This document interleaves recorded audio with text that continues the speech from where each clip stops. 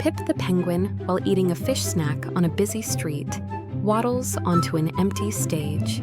He sneezes into a microphone, and the auto-tuned sound, unexpectedly, becomes a massive hit song. Suddenly famous, Pip's face appears on billboards and merchandise. During his first concert, he accidentally slips and starts the music, which the crowd loves. Backstage, he realizes his fame came from a simple sneeze.